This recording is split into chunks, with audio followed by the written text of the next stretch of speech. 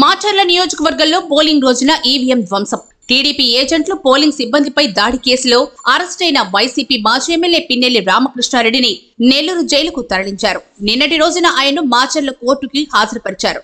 ఆయన్ను కోర్టు 15 రోజుల రిమాండ్కి తరలించింది. దీంతో పిన్నెల్లిని పటిష్టమైన పోలీస్ ఎస్కార్ట్ తో నెల్లూరు సెంట్రల్ జైలుకు తరలించారు.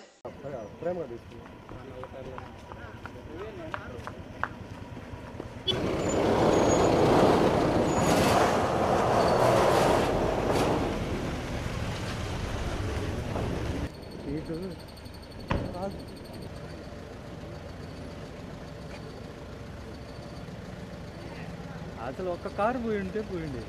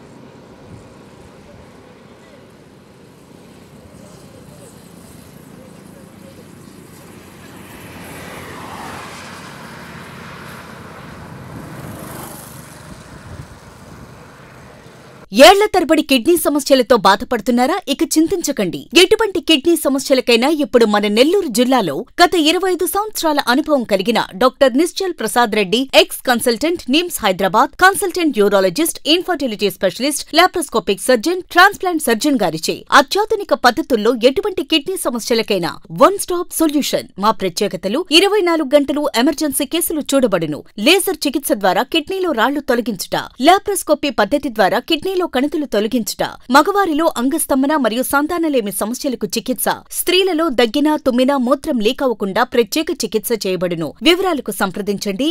ఏఆర్ కిడ్నీ హాస్పిటల్స్, పూలే బొమ్మ దగ్గర, SBI bank road, Venkataramapuram, Nellore.